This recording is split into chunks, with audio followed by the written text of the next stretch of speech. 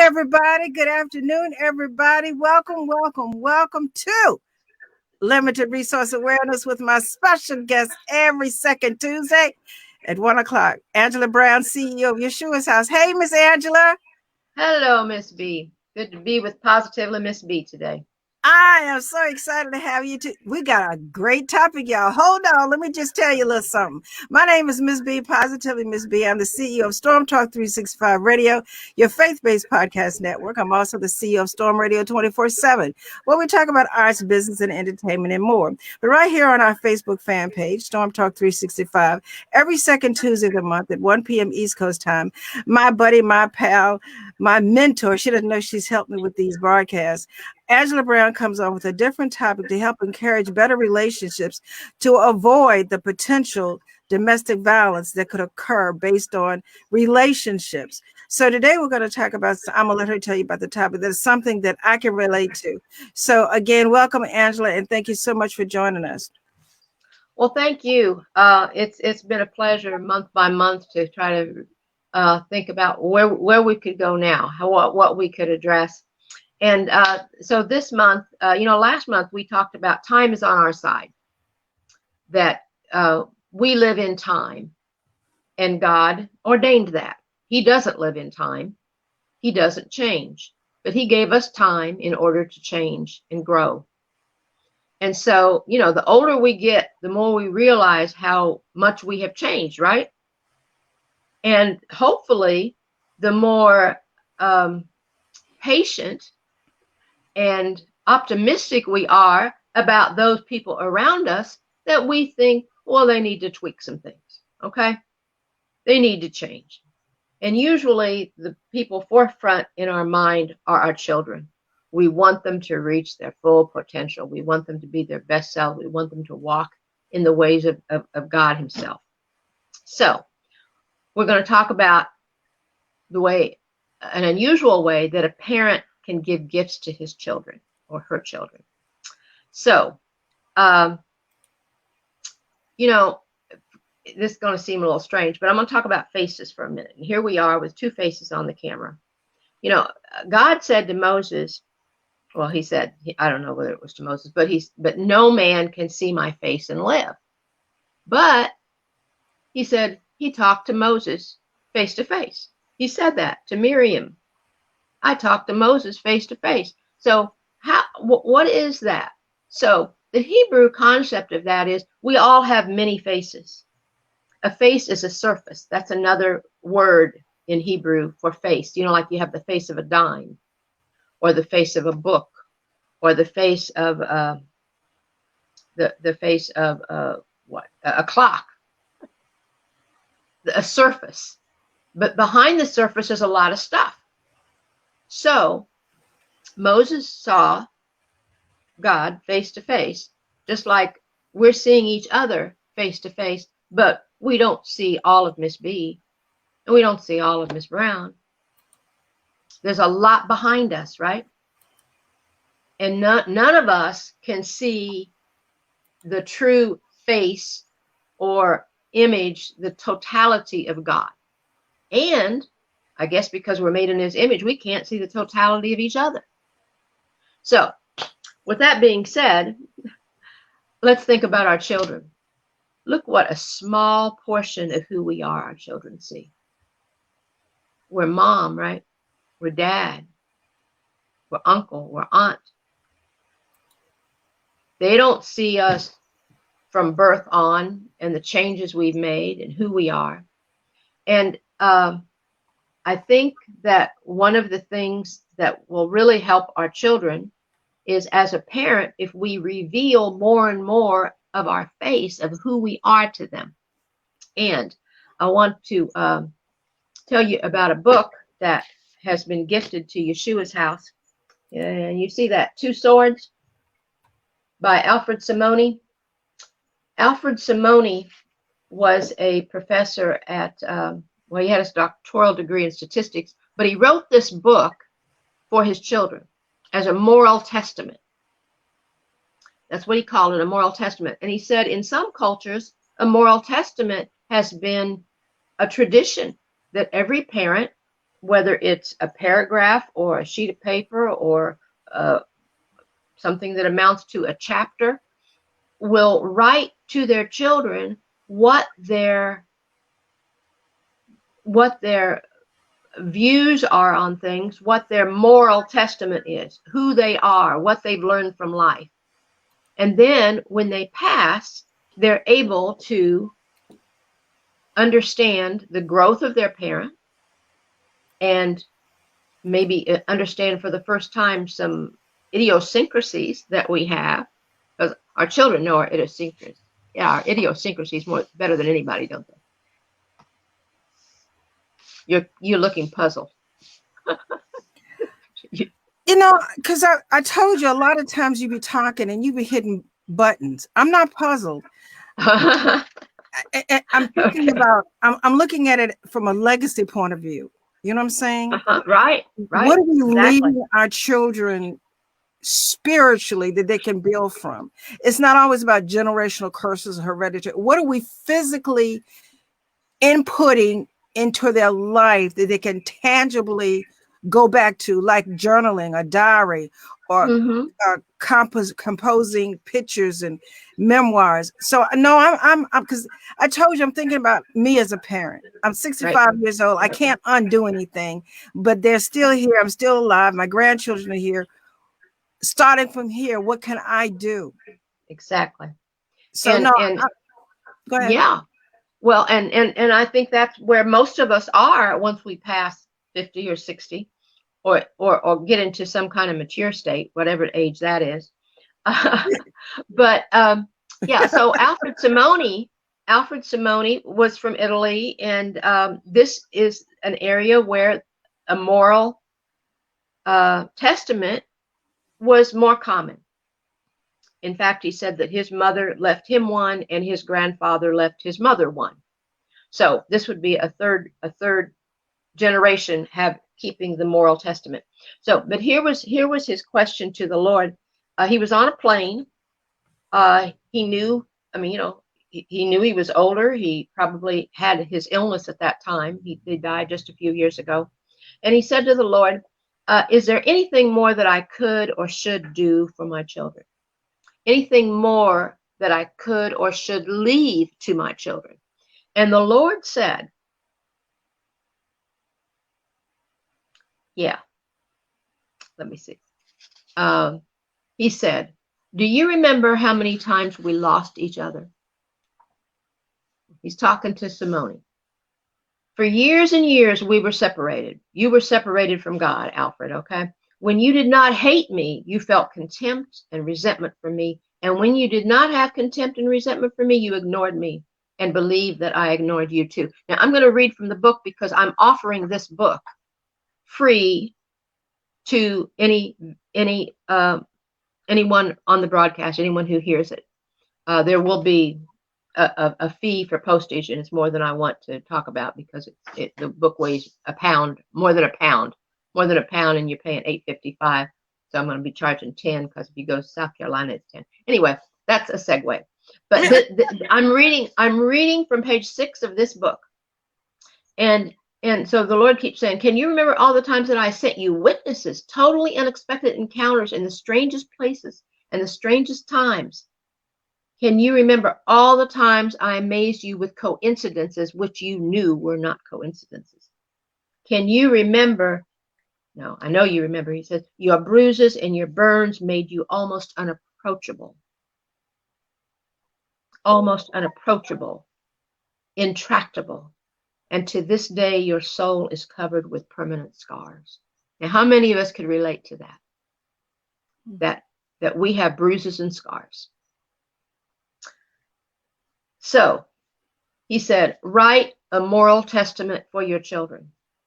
He says they will find it useful and it will remind them of what you told them so many times, that you would never stop loving them.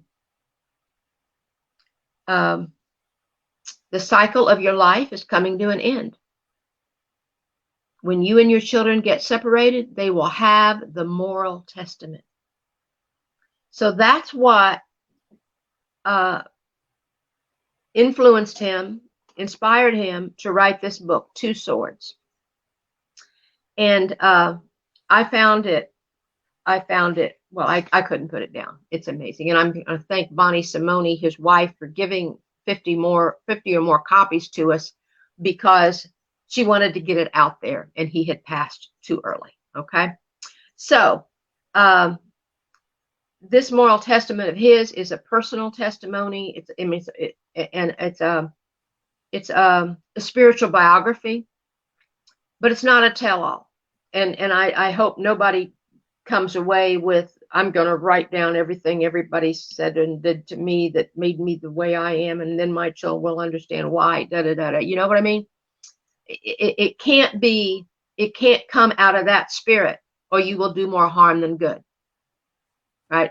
You'll create animosity between people if you start recording your grievances. It needs to come out of a clear spirit and a spirit of love.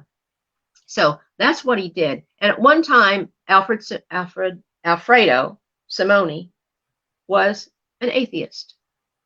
He grew up during World War II in Italy under Mussolini. He saw a lot of horrible things when he was only 6 years old. And he questioned whether there was a God or not.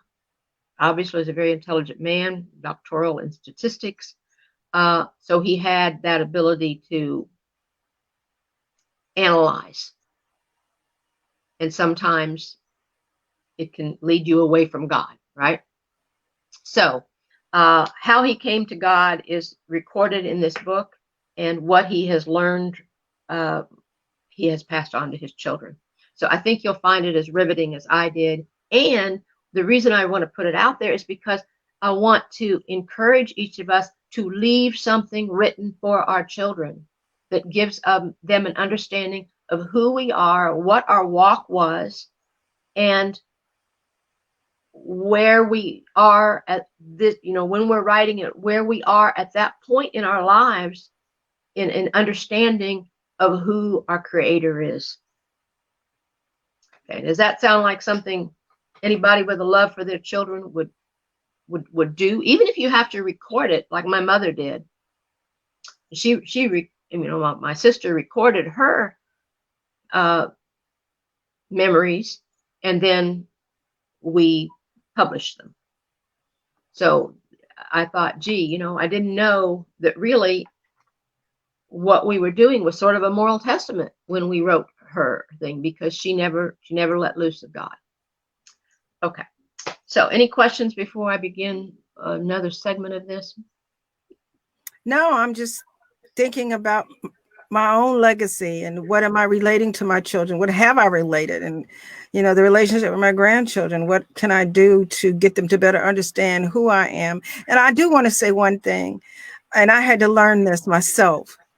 And it's not an easy pill to swallow, but people don't make you who you are. You choose who you are by the responses to their behavior. You're responsible for your behavior, not theirs. And so when people say, this happened to me, that's why you chose to respond that way. We are in control, and spiritually we need to understand that nobody makes us do anything. It's a choice. Right. It is.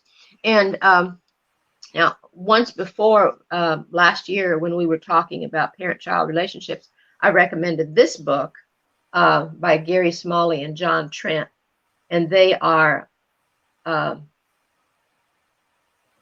counselors, psychologists, psychiatrists, and the gift of the blessing is a self-help for parents wanting to bless their children at whatever age, because they might be 60 and you're 85, and you still have a blessing to give them, right?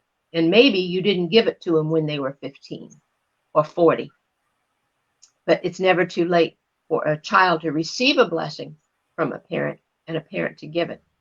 And then this is 2 books in one. The second book is The Gift of Honor, which is what children, a self-help for children, to help them to honor their parents regardless of what that relationship entailed, how separated they may be. So those are great resources. And then this nowhere in those books does it say write a moral testament. Okay, so I think this two swords is going to be a motivator for us to say, you know, I can walk down memory lane and talk to my kids about some things that influenced me and made me do what I did, or excuse me, not made, but I made these choices because That's right. of what happened to me. This is how I responded. Maybe I'm going to say that was the right response. Maybe I'm going to say that was the wrong response. But it's going to be a learning situation, and it's going to create a bond, even if it's after death. Okay, a post-mortem response that your children can cherish. So let's get back to faces and how each of us can see each other's face, but we only see a part of that face. We see an interviewer in you. We see a company CEO, right? But your children will always see you more as mother than any other face that you wear. And how you parent a child is what's going to help them to reach their potential. That parent-child relationship is so fundamental to our growth, to our ability to relate to other people, that if we don't have that relationship with a parent that we desire, if it's not a healthy relationship, it can cause us to damage our own relationships. Sometimes it's a matter of the first time somebody does something that displeases me, I kick them to the curb. It's throwing people away. And other times it's, I have this relationship, but I sabotage it. I sabotage this relationship because I don't trust. If mom did this to me or dad did that to me, how can I believe that this person is who they really are? And then I'm looking for all the chinks in the armor. I'm not given any grace. I don't want this person in my life. And we sabotage our relationships. So in order for us to leave a legacy of good relationships, we have to create a good relationship with our children. And I can tell you from experience that it takes time. It takes time to recoup losses. My children experienced a divorce, my divorce in their teens. And that's one of the hardest times to have a divorce. You know, I put it off when they were small, thinking that was a horrible time. Put it off when they were in middle school. When they were in high school, I thought I could do this. But it's really because so much just going on in their lives at that time. It's one of the most critical times for your parents to divorce. And I'm not saying that it could have been done differently. I'm not saying that at all. But we do need to be aware that whatever we're going through in our relationships, our children are affected. Anyway, so I can tell you from my heart that when I began to treat my children as if they were treating me exactly the way I wanted them to, exactly, that they were honoring me the way I wanted them to honor me, they were connecting with me the way I wanted to connect with me, and I just put anything that was disappointing in our relationship aside, and I related to them as if they were the apple of my eye, which they are. Okay? But sometimes other things get in the way. And from that time, and it's been maybe 12, 15 years now, from that time, our relationships have been deepening and strengthening. And there is more honor, and I'm able to bless them better. So it takes time, but the undoing or the damage wasn't done overnight either. And yeah, how do we get this now? This is where I had, I do want to tell you about this. My mother had a nervous breakdown in 1962, in the summer of 1962. I was 13. So all I saw was that she was in her bedroom a lot. She was usually in her bedclothes. She wasn't going anywhere. My dad was continuing to do the things he did. But my brother was 28 at the time, my oldest brother. And I remember him coming over, and he gave her a book. And it was about Don't Worry. I don't remember the title of it. It was something about how damaging worry is. So I saw that. He came by another time and gave her that Norman Vincent Peale book, How to Win Friends and Influence People, trying to bring her out from being all closed up, right? And when I saw that these were things he left, I thought, he knows my mother in a way I don't know my mother. I can't give her what she needs because she doesn't speak to me about these things. I'm 13, he's 28. I don't know all this when I'm 13, but I did know he knew her as a person in a way that I didn't. And the words nervous breakdown never came to us until maybe 10 years later. Doctor came to the house, gave her some stuff, and it wasn't too long. I mean, she didn't go on for months. But I realized afterwards she had had a nervous breakdown. And my brother Larry could minister to her in a way that I at 13 could not. So just talking about faces, each child you have sees a different face. You parented them at a different time in your life. They have a longer history with you. Whatever it is, they see a different face. So with that being said, I was thinking about how, how much of God's face, do we see? Are we content with a surface understanding of who he is? Because if we're going to deepen our relationships with people, we have to begin by healing or deepening our relationship with God himself, because he is our Father. And that is the key to all our relationships. So, whatever we can do to do that would be to everyone's benefit. Okay. And then the next,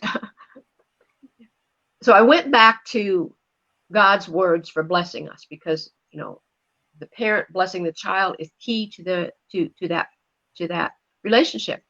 And, he gives us a blessing. And he told Moses, he said, I'm going to read it. This is from Numbers 6:23 through 26.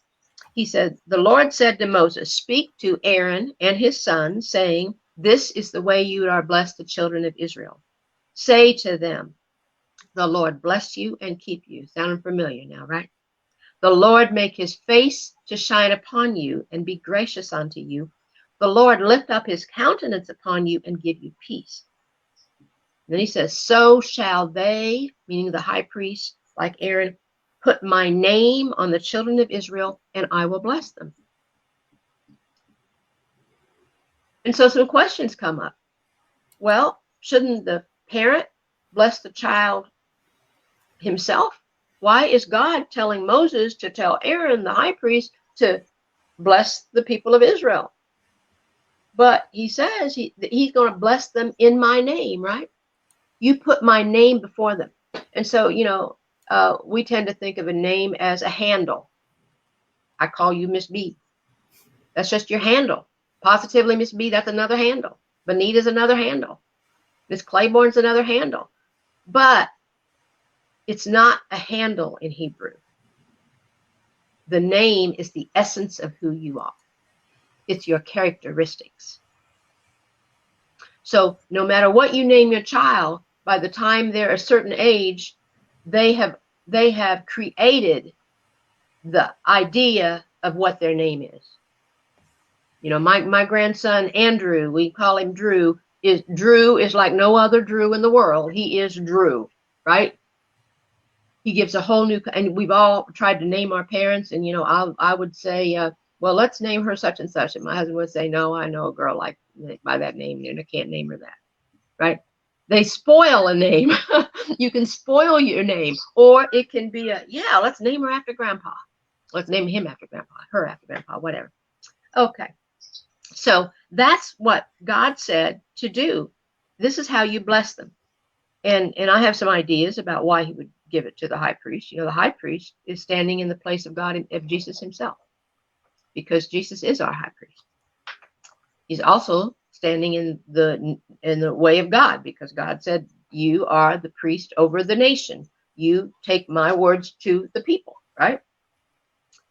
And the high priest was to be the mediator, right? Between, you bring your offerings to the high priest. The high priest sacrifices them, and your relationship with the Lord is restored because you were obedient. Not because you killed an animal, but because you were obedient. That they required a blood sacrifice. Well, I'm getting off. Anyway, I know you have to leave in a minute, so I don't know whether to go on I'm to the good. next I'm one. listening.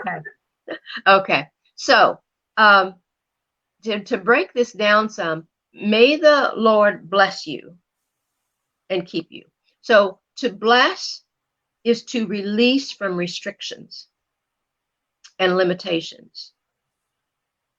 To infuse the object of blessing with unlimited potential, and I'm not making this up, potential, because we keep coming back to potential, which is where this is.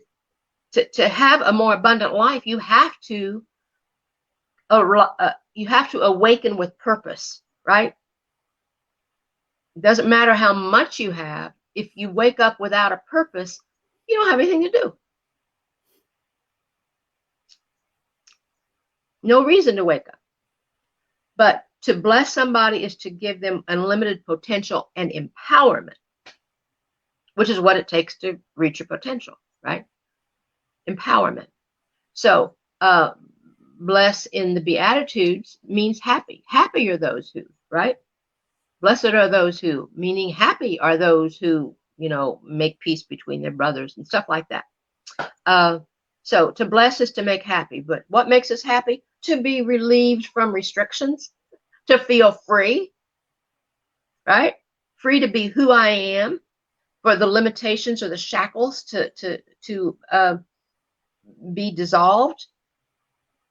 When I'm infused with an idea of my power and my unlimited potential, then I can have a dream bigger than I can imagine. Okay, and the next part is, may the Lord bless you and keep you. And the keep, or keep watch over you, is shamar in Hebrew, which means to diligently defend. And you think about the lamb and the shepherd. Shepherd leaves the 99 and goes after the one, because he's guarding all 100 of them. And if 99 are here, they're likely going to stay here. They're going to stay together. But that one is off somewhere, and he's going to become prey, right? Or fall in a ditch and can't get up. So shamar is to diligently defend, to guard, to keep watch over, to protect, to preserve whole and intact, to cherish, to treasure, and to save inviolate, so that we aren't damaged goods, so that the scars heal and we just find ministry from our pain and not just experience continual pain. So I'm thinking about the lamb. You see a picture of Jesus with the lamb around his neck. Shepherds would break the leg of a lamb that would go away from the flock, because that is their death ticket if they go away from the flock. And lamb is defenseless. So if the lamb continued to do that, he would break one of the legs of the lamb and put the lamb around his neck. Now in Israel, it's going to be hot, right? out in the deserts of, where lambs or where you have sheep ranches. It's hot. So that's a major sacrifice for the shepherd to put this whole lamb around his neck, right? But he puts him there because during that time of healing, the shepherd is creating a relationship with that sheep, and he will never walk away from him. Much like that hen that my mother rescued after the tornado would walk back and forth with her as she put clothes on the clothesline. As soon as she came out of the house, Henny was right there. And that's what this lamb will be like. So when we're going through something, we think, oh, this is unconscionable. How could God do this to me? Just rest on his neck. Let him take you through this painful process, and you will never be in that position again where you're away from him and have to experience some pain in order for the relationship to be begun again and continued and keep you safe. Beautiful analogy. I think I've had my leg broken a couple of times. Yeah, me too. All right, everybody. I'm going to take a little short break, and we'll be right back with the rest of her. I'm going to say presentation, because I'm enamored, because again, she's touching my spirit. And so, like I said, I think I've had my leg broken a couple of times. All right, here we go. Be right back with you.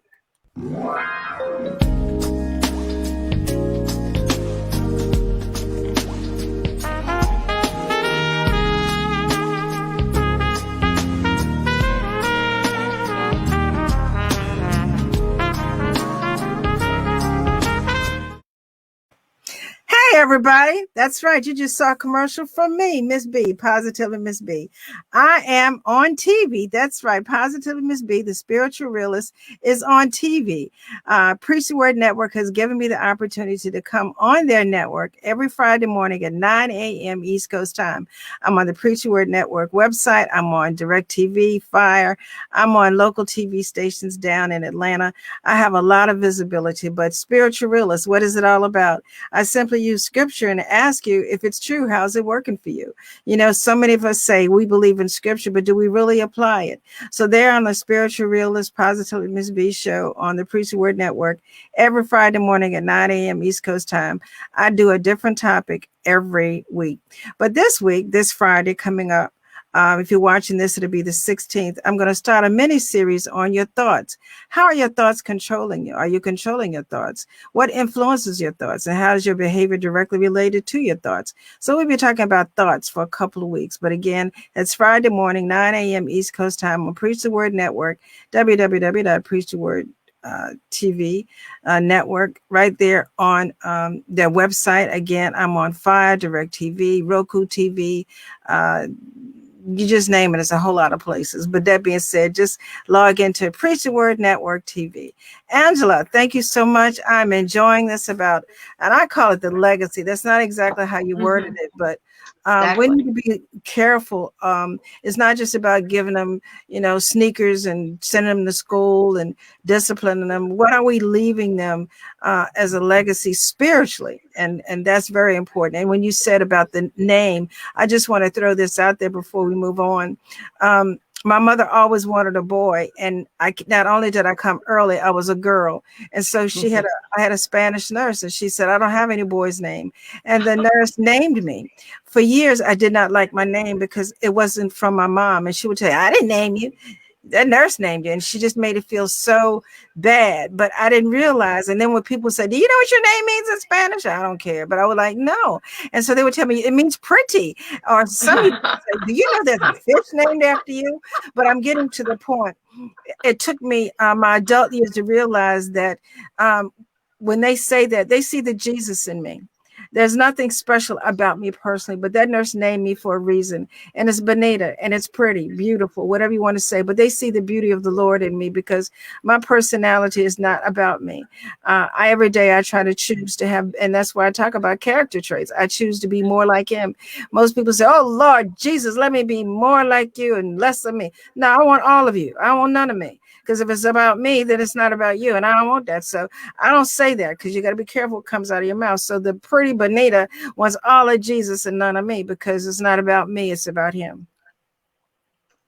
Very good. Well, I'm glad you brought that up about names, because names are so important, because, it doesn't matter how you got your name. Some people, their parents named them after characters in soap operas, and so you could kind of tell, by the names of that era what they were watching, But so it's not important the motive behind who gives you the name. What's important is that God ordained that name. You are too important for him not to give you a name that is your essence. So I believe that pretty or beautiful is what God sees you. That is your essence. So if you haven't checked out what your name is, check it out. I'm talking to the audience now. Check it out, because there is a God-ordained, it is a God-ordained thing. Okay. We were talking about God himself giving a blessing to his children, and telling Aaron, in other words, whenever this congregation comes together, you are to speak this blessing. Now, in our congregation, at the end of every service, the pastor or the elder will speak this blessing over us, and I love it. So we were at may the Lord protect and defend you, or keep you. May the Lord. There's so many translations. May the Lord bless and keep you. Okay. And may his face shine upon you and give you peace. No. And be gracious unto you. Okay. And may the Lord, I'm going to get this. The Lord bless you and keep you. The Lord make his face to shine upon you and be gracious unto you. So I want to talk about the Hebrew word for shine, because if we don't take things back to the original, we don't know, what does it mean for a face to shine upon you. We know it's a positive thing. It's kind of like the sun, right? Shining upon you, God's face. But and the first mention of shine, or in Hebrew, is where we get our name aura. Our word aura is concerning the heavenly bodies. They shine in the heavens, right? And they not only illuminate things around us, but those heavenly bodies that have light actually change us. I mean, this is a physiological truth.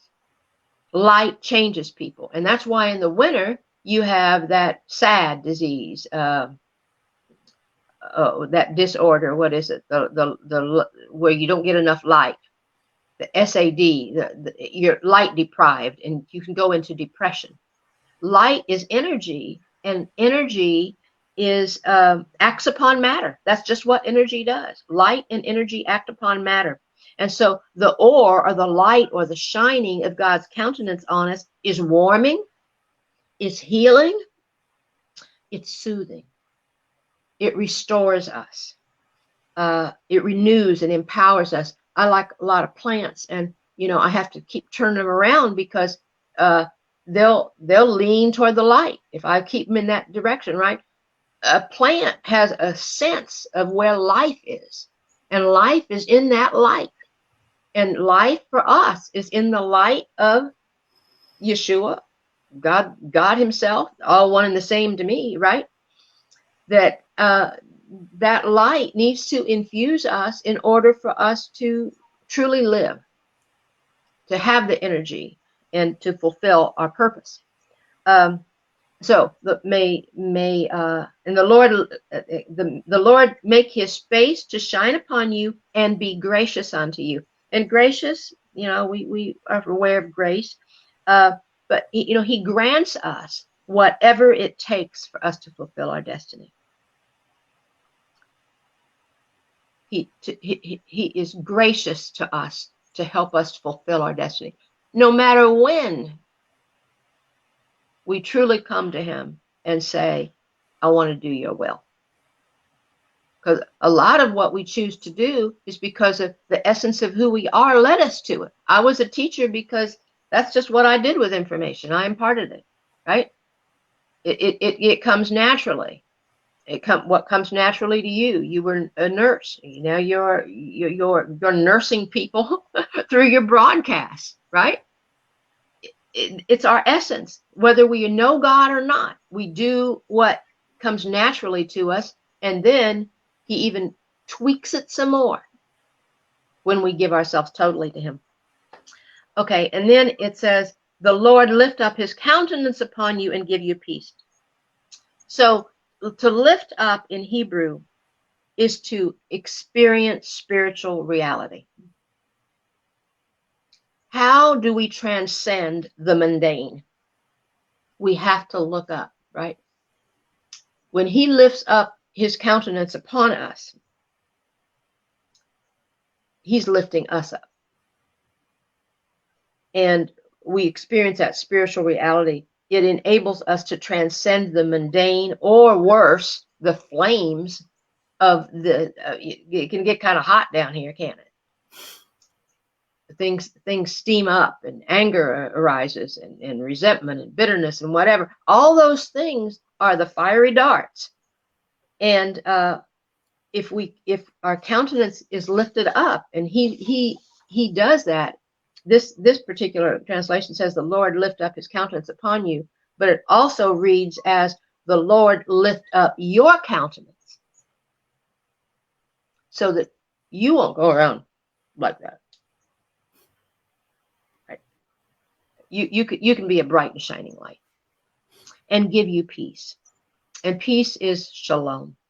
And shalom is like the most beautiful word in the world, because it means nothing missing and nothing broken. It means whole. It means well. When you speak shalom on somebody, when you say shalom instead of hello, I love to say shalom, because it means I wish you the very best. I wish you wholeness today, and completion, and purposeful living. Wish you joy and abundant life and abundant provision, harmony, safety, security, enjoyment. All those things are part of being whole. Because if you're cracked or broken or burned or scarred, those things aren't going to be abundant in your life. We can transcend all those things and have peace. So those are the 6 things that God ordained that Aaron, the high priest, speak upon the children of Israel. And that has been spoken throughout these centuries. Christian culture has it too, right? We know these words, but we should enshrine them somewhere, because this is how God thinks about us. We all probably can remember the verse, I know the thoughts I think towards you, thoughts of good and not of evil, to give you a future and a hope. This is what this blessing speaks, the same thing. This is what I want to do for you. And you can come back to the name. He says, let them place my name, or so they will place my name on the children of Israel, and I will bless them. But in order for a child to receive a blessing from a parent, they have to know that it comes from a good place, right? They have to have a relationship to be able to receive the blessing. So God is saying, look, I could bless them, Aaron, but if you don't teach them my essence, they're not going to receive it. They're not going to have a relationship with me where I can bless them. Unless you, Aaron, as my ambassador on this earth, show them who I am. So I'm telling you, speak this. Speak this to everybody in the community. And when you do that, they will know my essence, and they will, what does it say later? Jesus said, if I be lifted up from the earth, I shall draw all men unto me. Or maybe that's just a song, but it goes back to the serpent on a rod when there was a plague, and whoever looked on the serpent was healed. And that's sounds kind of strange, but remember, that is the picture that doctors have taken. The serpent on the on the you know the symbol, Staff. the serpent on the staff, right? Look upon him and he will be healed. Well, this was an example of what Jesus looked like. He was raised up on a rod or a staff or a cross, and he did not look good to those people. And many of them who were there saw him as the enemy, right? And so they jeered and abused him and spat on him and all those things. If he looked like a man, that a comely man who, and if they saw him aright, they wouldn't see him as a vile snake to put under their feet. So he took on that appearance to them. And yet every individual could be healed by him lifting himself up like that. So name means essence. It means all your characteristics, your attributes. And you know, the word of God is the essence of God. He if we want to do what he did, we'll write a book too. Okay?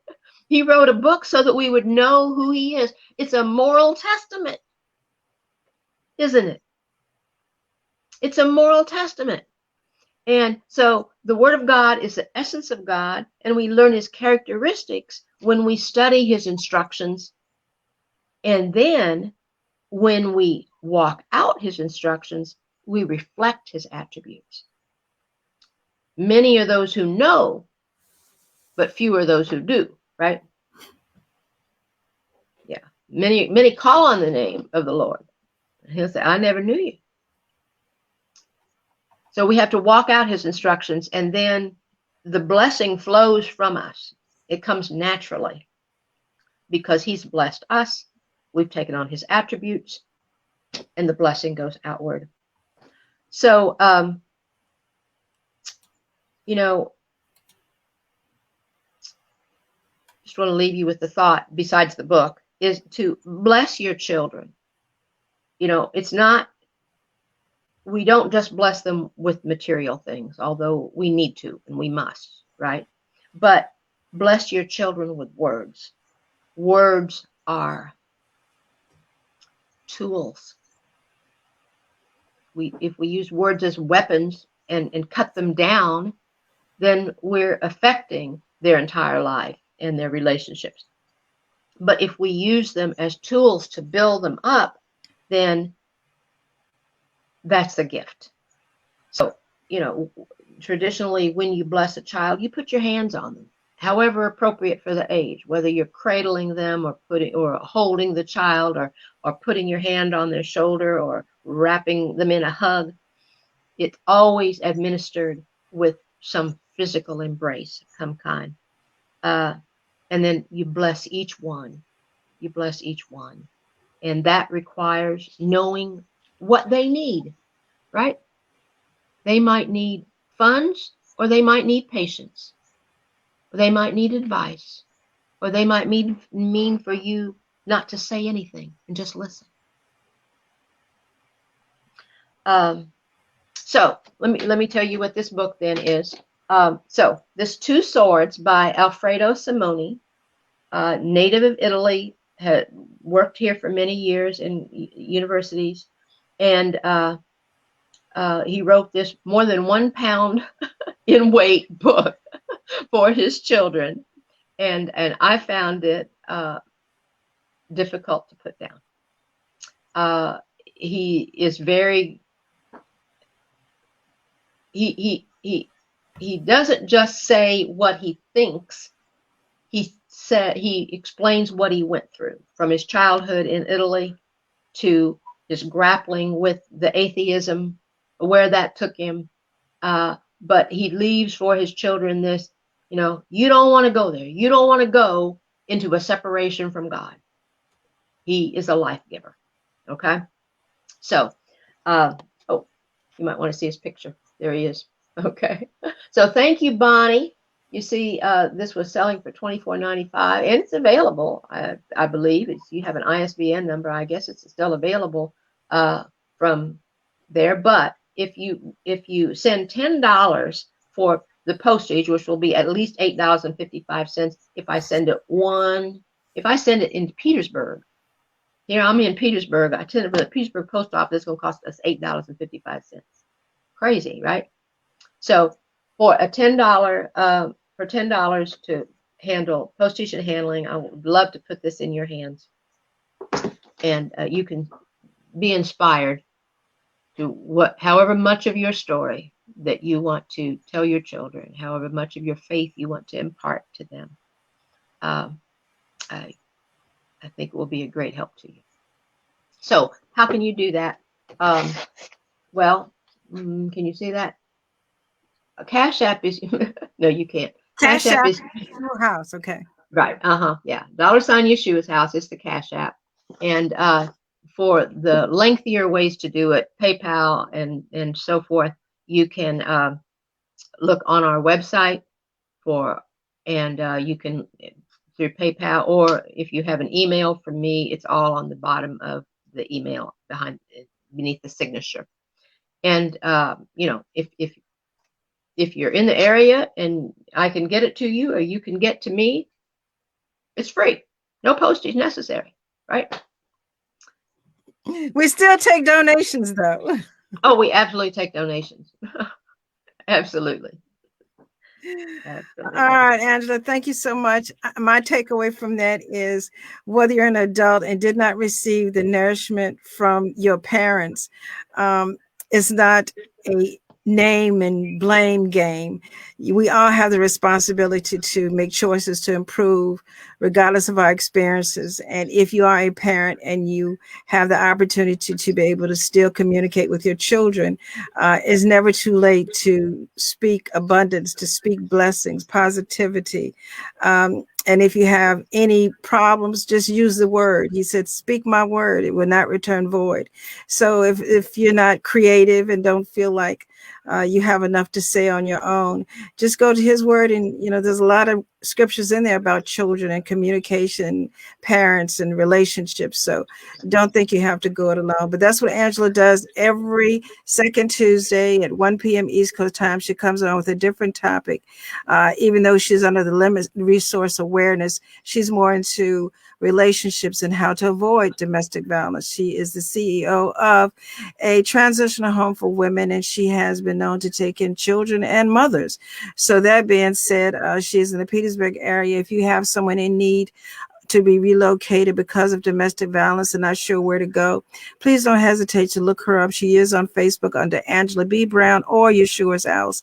And again, the book is there for you for $10 donation for shipping and handling, to help you to understand that it's important to leave a legacy verbally to say, I've been there, done that, don't want you to do it. Basically, that's what I said. All right, is there any closing words, Angela? We good? We are very good. Thank you very much. Thank you for the time. This was a pleasure. We are always good. All right, everybody, this is Ms.B, Positively Ms.B. Thank you so much. Again, you can find the replay right there on the fan book page, Storm Talk 365 Radio. And I have posted it on YESHUA'S House. So if you want to go back and catch all of it, it is on YESHUA'S House for replay. All right, everybody, have a blessed day. Thank you. Thank you, Ms.B. You're welcome. Great month.